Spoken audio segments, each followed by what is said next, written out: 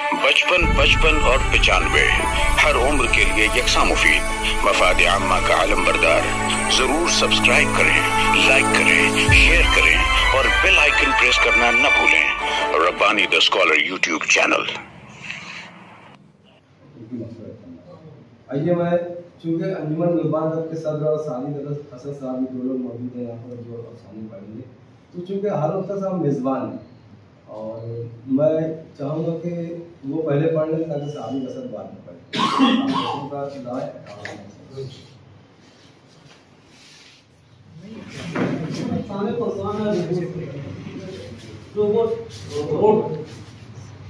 ढलती उम्र शाम जैसी होती है, पता नहीं कब जिंदगी का सूरज डूब जाए। जब परिंदे आशियानों की तरफ लौट रहे थे, मामून मियाँ थके थके से अपने घर के अंदर दाखिल हुए। उनकी रफीक हयात मुस्कान भी अजान के इंतजार में जानमार पर बैठी है। दादा अबू नाना अबू का स्वर करते हुए बच्चे उनके कदमों से आकर पड़ गए। अपने बच्चों को देखकर उनकी थकान जाती रही। अबू तालिब और उम्मे अमन ये उनकी कुल कायनात थी।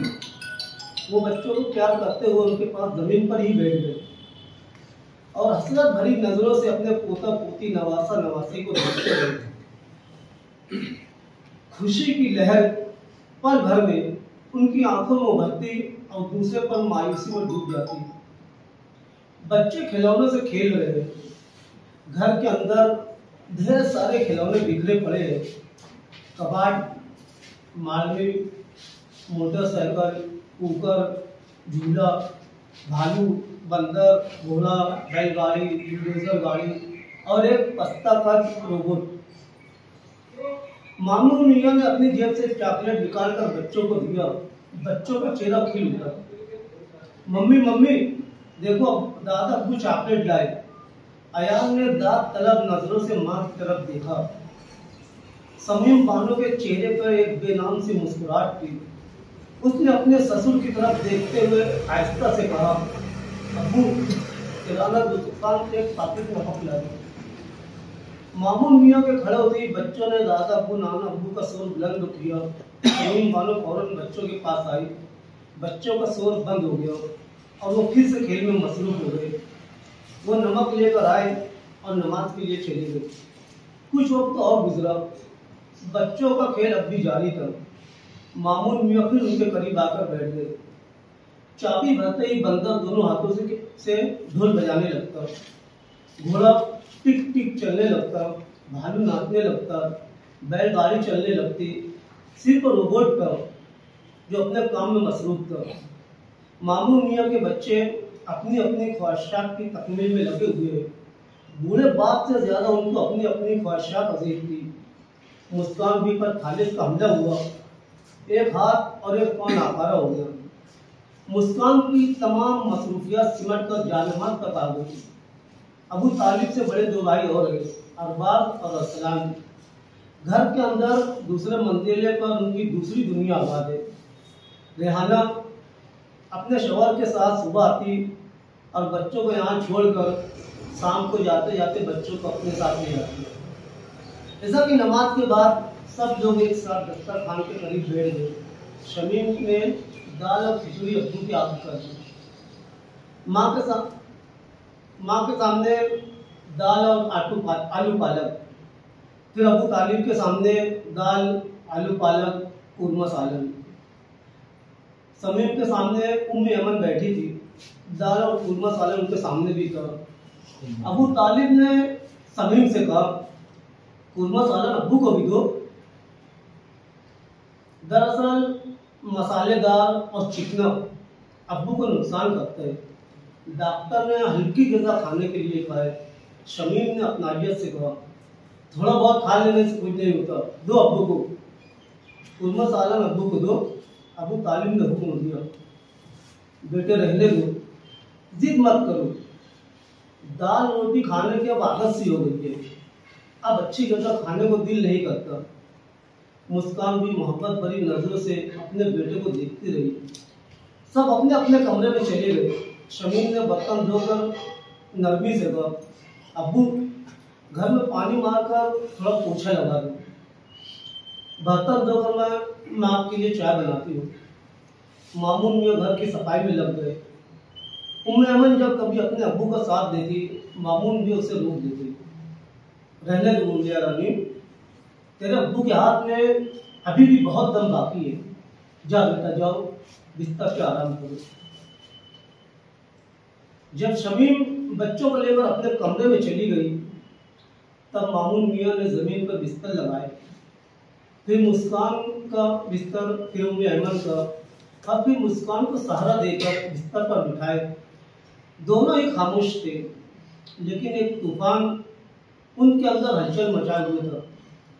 बैक वक्त तो दोनों की जुबान से एक लफ्ज निकला, क्या सोच। दोनों मुस्कुराए। मुस्कान ने एक्टर से कहा, समीम की बातों को कभी बुरा मत मानना। पगली, हमारी बेपनाह मोहब्बत हमारे अज़्म और हमारे हौसलों के दरमियान, हौसलों के सामने ये तलखियाँ और बेरुखी कोई माने नहीं रखती। अब वो आप खामोश खामोश रहते हो, कुछ कहते क्यों नहीं। उम्मे अमन ने कांपती आवाज से कहा, बेटा मेरी खामोशी की वजह इस घर में खुशियाँ है और कह गए घूमती है। डरता हूँ अगर किसी दिन मेरी जुबान की गिरह खुल गई, इस कायनात की खुशियाँ ज़ेरो ज़बर हो जाएगी। मेरा बेटा मेरा बहुत एहतराम करता है, उसकी खुशी का एहतराम करना मेरा फर्ज है। जीरो लाइट की रोशनी में मियाँ बीवी मुखालिफ सिम तो मुंह करके सो गए। अब्बू चलो खाना खा लो, आज आपके लिए चिकन बिरयानी बनी है। समीम ने दफ्तर खान लगाते हुए कहा, और हाँ ये 100 रुपया लो, खाने के बाद रिक्शा करके जाओ और ये डब्बा मेरी अम्मी का घर दिया। मेरे अब्बू को चिकन बिरयानी बहुत पसंद है। मुस्कान बीवी के होंठों पे एक मानस खेज मुस्कुराहट थी। मामून में जूता पहन कर एक थर्मागदा बच्चे की तरह घर से बाहर निकल गए। समीम के चेहरे पर एक फातिहाना मुस्कुराहट थी, बदन को झुलसा देने वाली तेज धूप। इंसान की जब उम्र हो जाती है, किसी भी तरह का सफर थका देते हैं। वो थके थके से वापस आए। घर में दाखिल होते ही दीवार का सहारा लेकर बैठ गए। उम्मे अहमद ने जल्दी से पानी लिया। पानी का गिलास उनके हाथों में कांप रहा था। उनकी मुतलाशी निगाहें घर के अंदर भटक रही थी। अब्बू मैंने आपकी चारपाई घर के बाहर लगा दी है, नीम और जामुन के दरख्तों के साए में। बच्चे आंगन में खेलेंगे, आप भी वहीं पर थोड़ा आराम कर लेना। मामून मियाँ के दिल में दर्द की एक लहर उठी और वह हल्का सा मुस्कुरा कर दर्द का भला ढूंढ दी। वो सुबह से शाम तक काम करते, उनका चेहरा पढ़ना आसान नहीं था।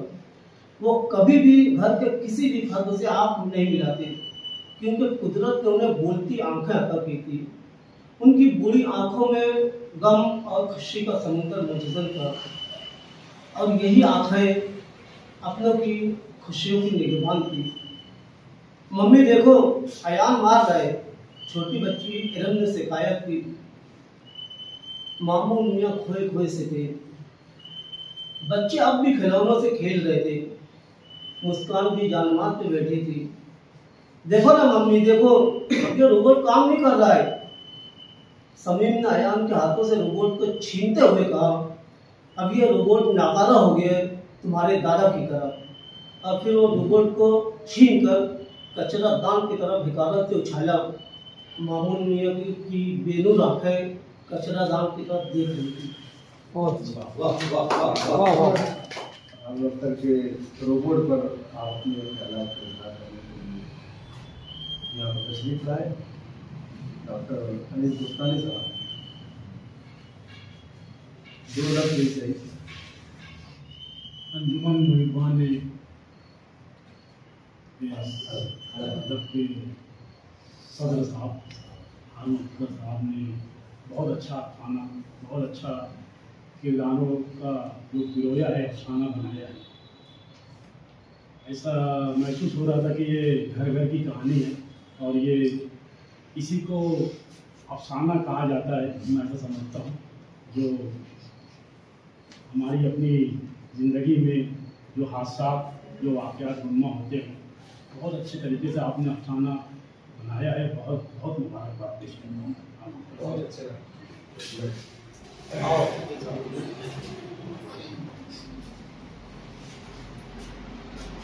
पहले तो मेहमान भाई साहब, अफसाना आपका बहुत अच्छा था। मैंने कहा मुझे अफसाने की ज़्यादा मालूमात नहीं, मुझे वो तवील लगा सिर्फ वो शिकायत, वरना मैं दिल से मुबारकबाद देता हूँ। आपकी जो उम्र है, ये उम्र में तो मैं भी इतना अच्छा नहीं लिख पाया। अब थोड़ी उम्र बढ़ गई, तबसरे अच्छे कर रहा हूँ बस। मैं ये अफसाना सुना, अफसाने का एक चीज होती है, क्या कोई खूबसूरत चीज देख लो तो तसव्वुर करो, तसव्वुर करना पड़ जाए ये मेरी होती, ये चीज मेरी होती। तो इनकी जो बनती शहनाई थी हारून अख्तर साहब, आप सद रहे हैं, अभी मुझे ये मालूम लगा, मगर तमाम अफसानों में आपके कलम भी मेरे को सद लग रहे। तो एक घर का मंजर क्या, वो बड़ी बच्ची उसको मार रही थी, मत मार, क्या इन्हें स्क्रीन प्ले ऐसे आंखों में पड़ता।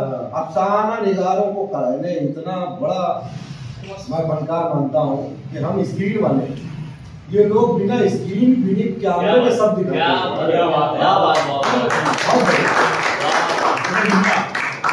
तसव्वुर करवाते हैं बात की कसम। फिल्मों वाले तो अपना एक मंजर बताएंगे, पहाड़ बताएंगे, सब बताएंगे।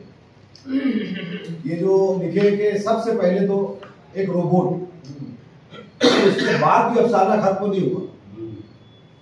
जैसे कि अभी शहर के बहुत बड़े बड़े नेता खड़े हुए हैं, अगर हम उसके नाम के नीचे लिख दें कि ये चोर, तो वो चोर नहीं हो जाएगा, है ना। जिसकी जो शख्सियत अल्लाह ने तय की वो चोर नहीं होगा। कोई अगर अच्छा आदमी है तो ऐसे ही है कि यार कोई अगर घर का एक बाप, उसको अगर मसलन बच्चे और बीवी ताना देती रहे कि ये रोबोट है, कोई काम करनी है, वो रोबोट कोई काम करनी है, मगर वो बाप थकता नहीं। जैसे कि आप जब अफसाना पढ़ रहे थे, एक शेर याद आया उस्ताद मोहतरम मेरा फैजाबादी साहब, मुझे थकने नहीं देता जरूरत का पहाड़, मेरे बच्चे मुझे बूढ़ा नहीं होने देते।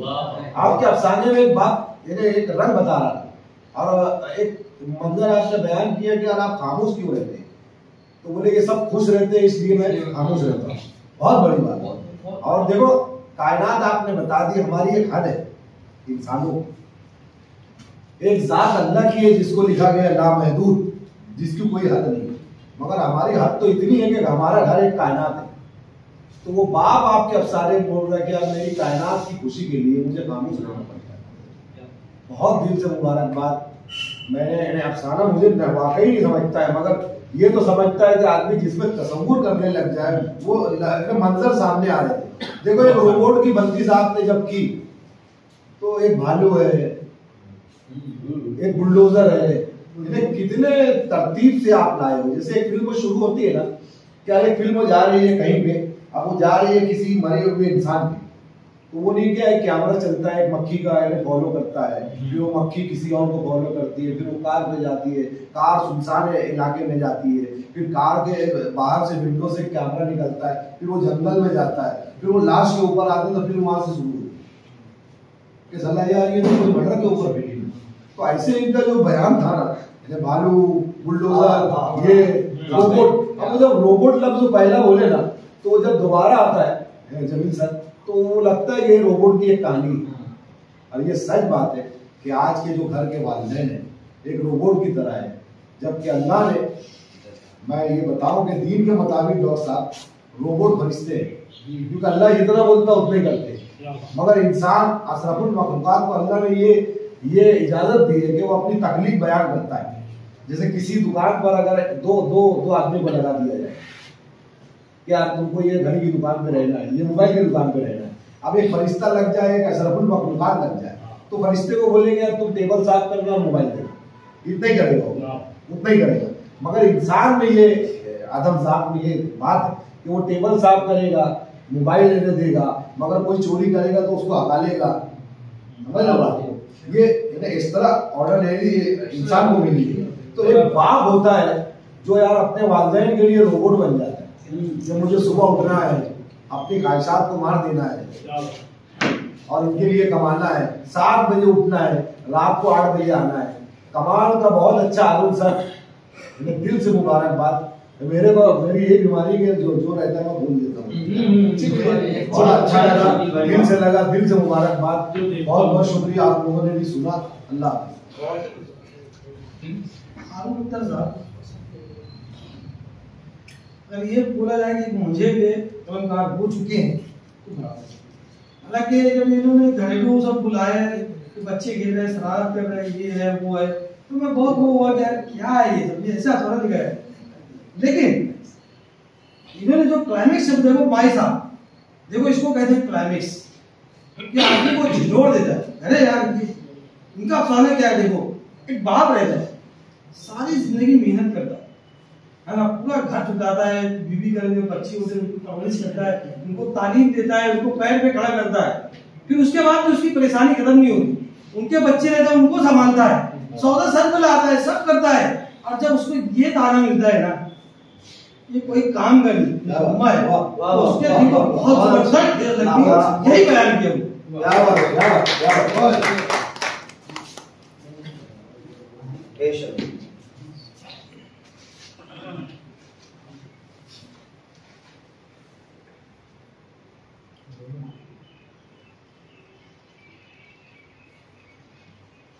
हारून का ऐसा है कि जबान और बयान की काफी उसमें गलती है, लेकिन क्योंकि वो आपको साथ खून माफ है, आप 25 साल से एतराफ करते आ रहे, उन्होंने बिस्तर लगाए। अच्छी बात बोल रहे हैं, मैं कुछ गलत नहीं, मगर ये लेकिन अफसाने में जो कहानी चली है, कहानी पे बात करें अगर जबान आपको उसमें थोड़ा सी क्या बोलते हैं कि एक्स्ट्रा मार्क्स है आपको, जबान का मामला है, लेकिन मैं तकलीफ पे बात करता हूँ हमेशा।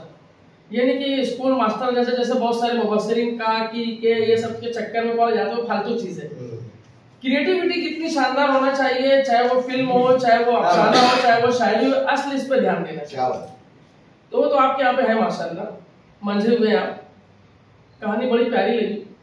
रोबोट के तस्कर अब होता ही है कि जिसका जैसा मुतालिया, अब जितना अब जैसे अब देख लो, ये भी एक आपकी खुशकिस्मती है या बदकिस्मती है कि अभी आपको मालूम पड़ रहा है शकील भाई को, यानी मैं इसको मिसाल के तौर पर बोल रहा हूँ कि हारून अख्तर साहब अंजुमन मुहिब्बान अदब के सदर हैं। अब इस मिसाल से मैं अपनी बात आगे बढ़ाऊंगा उनके अफसाने की ही तरफ। अब यहाँ पे हर शख्स का अपना एक इंडिविजुअल मुताले है। अब उस मुताले की वजह से और मुताले के मियार की वजह से हमें कोई तख्लीक अपील करेगी या तो नहीं करेगी, बराबर ना शब भाई? इसकी एक और मिसाल लेता हूँ, सुभाष घई फिल्म में बनाएगा उसका तरीका अलग है, यश चोपड़ा का अलग है, अनुराग केशव का अलग है, केसी बोकाडिया का अलग है, महेश भट्ट का अलग है। अब यहाँ पे पसंद अपनी अपनी के हमें किसकी फिल्में अपील करती है। वो भी फिल्म है इसी तरीके से अफसाना निगार भी अफसाना निगार है, इनका उसलूब अलग रहेगा, उसामा का उसलूब अलग रहेगा, अजीजुर रहमान माही का अलग रहेगा, अहमद नईम का, ये सब अफसाने। अब ऐसे में मुझे पता नहीं क्यों कि हारून अख्तर के अफसाने के अंदर जबान का मामला तो होता है, मुझे जल्दी आपके अफसाने अपील नहीं करते। वजह यह कि कहानी बहुत जल्दी समझ में आ जाती है।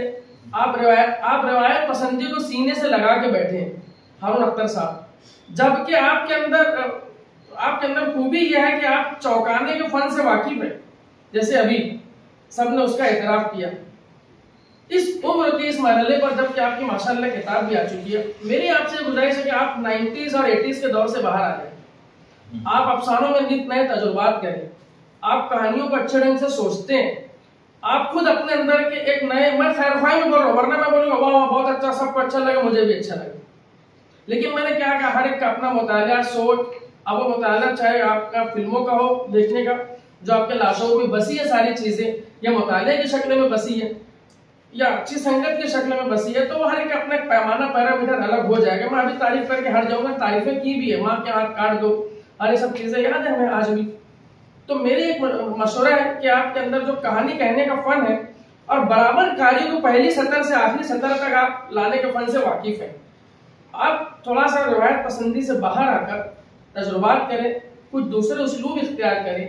और जैसे ही आपने कहना शुरू किया था कहानी अलग है, वहां पे दो रुखेपन का शिकार हुई है, लेकिन उस पर हम लोग फिर बाद में बात करेंगे।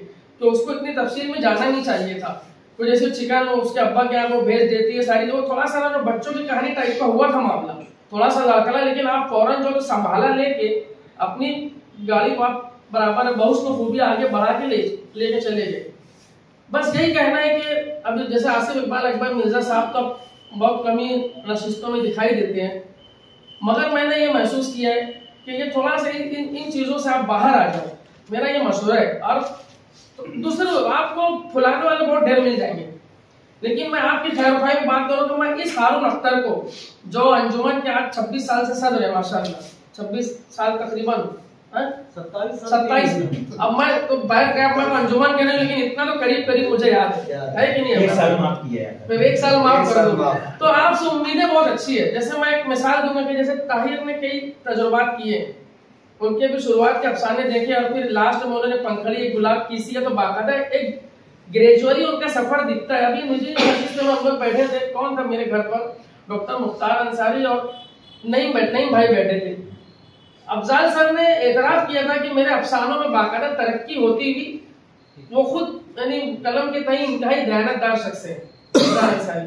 उन्होंने तो ये एतराफ अपने अंदर रहना चाहिए कि जैसे मैं खुद अगर मैं बोलूं कि मेरा अज़ाब आगही से लेके बाइस्कोप तक, जिसको आला दर्जे के मुबस्सिरीन ने तफसीर के इंडिविजुअल में बहुत सारे लोगों ने भेजे भी है, तो मुझे खुद मेरा भी प्रोग्रेस दिख रहा है सारी चीजें।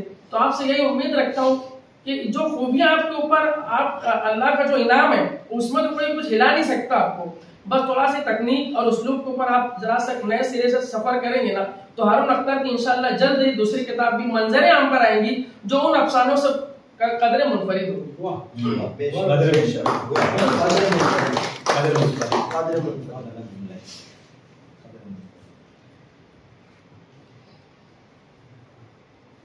इमरान सर भी शुक्रिया भाई।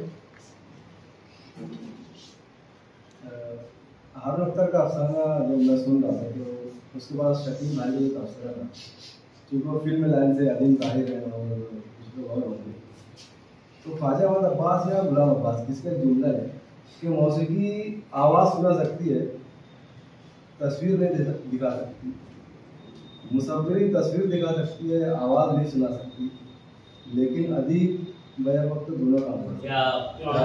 बल्कि मैं आप वहाँ बोलूँगा दोनों तीसरा काम भी कर सकता है कि वो जज्बात, इंसान के जज्बात खराब सब हमारे सामने रख देता है ऐसे सामने, ये खासा और इसी का इस्तेमाल करना चाहिए। रोबोट में मैं आऊँ अगर तो देखें, रोबोट में जितनी मालूमात फीड की जाएगी वो उतना काम ही करेगा, तो फिर उसको शिकायत करनी नहीं चाहिए। रोबोट को जितनी चाबी भर दी जाए उतना ही चलेगा, उसके बाद में नहीं चलेगा तो उसको शिकायत नहीं करनी चाहिए। उसको जितनी चाबी भरी गई वो उतना ही काम करेगा, जितनी हिदायत दी गई उतना ही काम करेगा, तो उससे हमदर्दी हमको नहीं होनी चाहिए। यहाँ पर ये जो मुमासलत है ये गलत है। रोबोट की जगह आपको कोई दूसरा मुशाबत के लिए कोई दूसरी चीज़ इस्तेमाल करनी है, क्योंकि अगर हम एक बाप को रोबोट बोल रहे हैं तो इसका मतलब कि इनबिल्ट उसके अंदर कि ये करेगा, वो इतनी चाबी भरी कि उतनी मालूमात फीड की गई उसके अंदर, जो फीड किया जाएगा वही आउट आएगा, तो उसकी शिकायत नहीं होगी। हाँ, अगर वो अपनी तरफ से कुछ एक्स्ट्रा करता है और उसका सिला उसको नहीं मिलता है, फिर वो शिकायत कर सकता है और कारण उससे हमदर्दी हो सकती है। रोबोट वहाँ अलामत के तौर पे, हाँ ये मैं बोलना चाहता हूँ, रोबोट जो है ना वहाँ मुआवजा नहीं है, अलामत के लिए कि रोबोट बेकार हो चुका है, उसकी फेंक दे तो बाप भी बेकार हो, ये एक अलामत थी बस। मेरे पास आकर बोल देना मुझको, चलो नहीं कोई बात। मतलब मैं क्या बोल रहा हूँ कि अगर उसको रोबोट से मुमासलत देंगे तो मेरे अंदाज से उतना उसके अंदर वो असर नहीं पैदा होगा, और अगर आप उसको अलामत के तौर पर इस्तेमाल कर रहे हैं एक रोबोट को, तो फिर रोबोट जो काम करता है उसको जितनी हिदायत दी जाएगी वो वही काम करेगा, और बाप को उतनी हिदायत दी गई थी कि वो उतना करे, तो उसकी शिकायत रोबोट नहीं करेगा, मतलब बाप नहीं करेगा। और लेकिन हारून ने जो बाकिया चीज़ें लिखी है, जो मंजर उन्होंने बयान किया, वो बहुत असरदार है, इतने असरदार कि जब वो सालन पहुंचा कर घर आकर बैठता है तो उसका कर्म हमको महसूस होता है।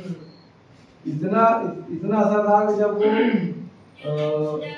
रोबोट को देखा जाता है तो उसकी एक जुमला है, आखिर का जुमला, कौन सी आंख उधर देख रही थी, वीरान आके कुछ तो भी है। रोबोट काम नहीं कर रहा, क्लाइमेक्स से तो आखिरी तक होगा। कचरे फेंके हुए रोबोट को देखता है ऐसा। वो जुमला जो बता रहा है वो मर चुका है, उनकी शरीर गया देखती है। मामूल मियां की बेनूर आंखें बेनूर आंखें साबित करती है वो मर चुका। मतलब अब उसमें हम यहाँ पर अगर देखना चाहें तो हारून के पास मंजर निगारी का भरपूर मात्रा उसके पास मौजूद है और वो एहसासात और जज्बात को बयान करना जानते हैं। जबान का मामला कहीं कहीं होता है, लेकिन अगर 26 साल बाद भी वो बातें आए सामने तो गौर करने वाली बात है, वो अब नहीं आनी चाहिए। और एक अंजुमन के सदर होने के बाद भी ये बातें सामने आए तो नहीं होनी चाहिए। ये हम मालेगांव वाले कंसिडर कर सकते हैं, हम लोग समझ सकते हैं, लेकिन यहाँ से बाहर जब हम जाएंगे तो फिर वहाँ पर ये बयान नहीं चलेगा कि तालीम कम है। बहुत से लोग हैं जिनकी तालीम कम होती है लेकिन उन्होंने अच्छा लिखा है। मंटो 10वीं फेल लेकिन उनके अफसानों को सिलेबस में जगह हासिल है। ऐसी बातें होती है और मेरे बाद अगर कुछ आए तबसरा करना तो यहाँ पर आकर उस अफसाने को बोल सकते। हम लोग जो महसूस किए बयान की, अच्छा लगा, बेहतर लगा।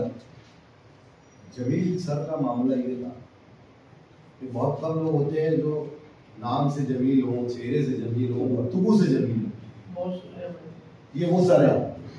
हमने ये बताया ये बहुत खूब है, मगर आपकी अलामत ये होती है कि खूब तर कैसे बन सकता है, ये बहुत बड़ी इस्लाह होती है। वो कद आपको हासिल है, आपकी गुफ्तगू के भी हम मुंतज़िर रहते हैं कि आपने बताया कि आपने जो लाया है ये मिट्टी नहीं सोना है, तो आप ये गुफ्तगू करते हैं कि ये सोने से पारस कैसे बनेगा, और तुम्हारे अंदर वो सलाहियत है। आप ये नहीं बोलते कि मैं ऐसा बोल रहे हो या मैं ऐसा बोल रहा हूँ। उन्होंने ये बताया कि तुम ये लिख सकते हो। अब रही बात रोबोट की बात रही तो मेरे ख्याल से वो एक मिसाली बताई गई है। जैसे एक जमाने में रोबोट चले थे ये अपने मनमोहन सिंह, अब रोबोट की अलामत यहाँ ये थी कि उसको सोनिया चलाती है, एक रिमोट भी होता है कि ये जितना बोलते हैं उतना ही करता है। तो एक बाप यहाँ रोबोट इस शक्ल में है कि वो उतना ही कर रहा है जितने बच्चों को लग रहा है, अपनी खुशी को मार दे रहा है। रोबोट अपने लिए कुछ नहीं करता, ना मुंह धोता है ना खाना खाता है, यार एक मिसाल है रोबोट की, अपनी ख्वाहिशात भी पूरी करता है रोबोट। उसमें माफ कर रहा हूँ, उसमें बोला भी है कि मैं इसलिए खामोश रहता हूँ कि इनके चेहरे पे खुशियाँ हैं। ये चीज। और दूसरी बात, जैसे मेरी गली में ना सुबह ना 7 बजे कोने में एक आदमी उठते थे साइकिल पे और कारखाना जाते थे। 30 बरस देखा हूँ मैं, शाम को 8 बजे घर आते थे। मैं बोला यार क्या जिंदगी है यार इनकी, 1 मिनट का टाइम इधर उधर नहीं होता था। सिर्फ वो बच्चों के लिए चीज है। इन्हें रोटी लेके जाते थे, वो वही कीमा खा लेंगे। इन्हें फिक्स जिंदगी 12 बजे 1 बजे कीमा वही खा लूंगा, सुबह 7 बजे उठ जाऊंगा। इन्हें उनकी कोई ख्वाहिशात नहीं थी, रोबोट की कोई ख्वाहिशात नहीं होती। इन्हें रोबोट इस अलामत को बताया गया है कि अपनी कोई ख्वाहिशात नहीं मत करो, बस रोज मामूल का वही काम करो। बस ये है कि रूम चलाना है, ये करना है, वो करना है, ये अलामत ही उन्होंने बना दी है। और उन्होंने एक अफसाना यही तो होता है कि जो चीज को अगर कचरे में फेंक दिया उनकी शरीक हयात, उनके अपने बच्चे ऐसे देख रहे हैं कि ये वही तो रोबोट था जिससे घर चला करता था। आज तुम लोग इन्हें वो देखने की उसकी बेन वजह वहां डायलॉग बांधा गया कि अरे तेरे दादा ऐसा हो गया, नाना ऐसा हो गया। तो महसूस करेगा ना जो उसका जो हमसफर है वो महसूस करेगा यार ये वही है क्या। तो ये बहुत बड़े कलम की निशानी, बेहतर कैसे करते हो बताएंगे, और ये जो बताएंगे ये हमसे बेहतर समझते हैं अफसाने को। मगर हमने जो महसूस किया है, शेर जो होता है, अब मराद साहब का शेर अलामत मैं महसूस करता हूँ, तुम अलग महसूस करो। मुंतजिर हूँ सितारों की जरा आंख तो लगे, चांद को छत पे बुला लो ऐसा अब आपकी अलामत क्या है, आपकी अलामत क्या, आपकी अलामत क्या? मेरी अलामत ये है कि बच्चे सो जाएंगे।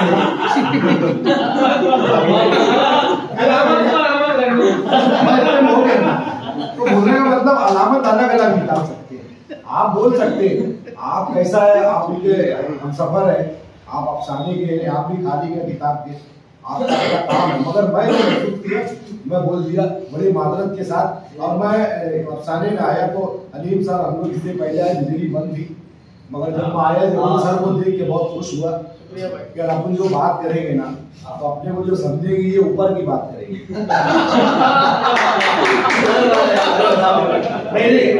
इनका कमाल में हमेशा तबसरा सुना ये बड़े सलीके से। देखो एक जुमला बात बात पे इतना अच्छा बोल गए जमीन साहब कि तुम 25 साल से इतराफ कर रहे हो। हाँ यार वो अच्छा मगर बहुत बड़ी तारीफ किया कि इंसान और खुदा का बंदा वही है, साजिद वही है जो अपनी गलतियों को मानता है। आना में नहीं आए मतलब। और आप इन्हें इंसान हैं, आप खुदा के अच्छे बंदे हैं जो मानते आ रहे हैं, इन्हें माना कीजिए ना। तो फनकार वहाँ खत्म होता है, वो मानते ही नहीं, आप ऐसा बोल रहे हैं। तो ये चीज जारी रखे, इन्हें झुक जाया करें। जैसे जो बोलते हैं ना बड़े दानिशोरों के कौल है कि जो बाढ़ आने में जो भाग झुक जाती है वो कायम रहती है। तो वो जो बोले हुए अलग चीज है, मैं जो महसूस किया वो अलग चीज है। बहुत दिल से मुबारकबाद सभी लोगों को। आप नहीं बोलते तो आप नहीं बख्शाना पड़ते तो मैं इतना बयान नहीं कर पाता। तुम्हारे एक सवाल से थोड़ा सा जवाब दिया हूँ मैं। बहुत बहुत शुक्रिया सर साहब। हारून भाई के लिए मैं आपको एक बात बता देता हूँ, क्योंकि खुद आप जैसे माशाल्लाह जो हमेशा पॉजिटिव जो है ना पहनते हैं ना, ये बहुत अच्छी चीज है। ये मैं कभी बोलते हैं ना कि इंसान को मैं से बात नहीं करनी, लेकिन कुछ चीजें ऐसी रहती है जिसको मैं ये बोल रहा हूँ कि मेरे अंदर भी यही खूबी है कि मैं हमेशा पॉजिटिव एनक रखता हूँ, और वही खूबी आपके अंदर है। और हारून अख्तर में एक बात है, यही 25 साल से क्या बात है? आज तक कभी तबसरे का वो शख्स से कभी बुरा नहीं माना, ना ताल्लुकात में फर्क आने दिया, ना इज्जत। मेरा भी वही है कि मेरे पास एक कदम चल गया तो मैं 2 कदम चल के जाऊंगा। कोई मुझसे अच्छी से मैं उससे कहीं ज्यादा बेहतर बात करूंगा। व्हाट्सएप पे भी कोई एक फूल दिया तो मैं 2 फूल दूंगा। समझ रहे कि तो ये खूबी है उनके अंदर।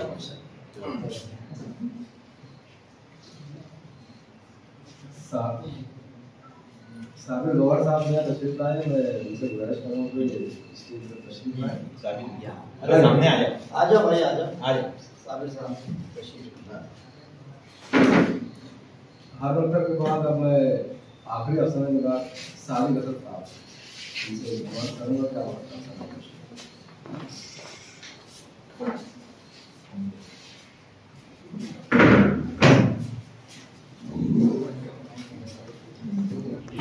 बचपन और 95 हर उम्र के लिए यकसा मुफीद। मफाद आम्मा का आलम बरदार। जरूर सब्सक्राइब करें, लाइक करें, शेयर करें और बेल आइकन प्रेस करना न भूलें। Rabbani the scholar YouTube channel.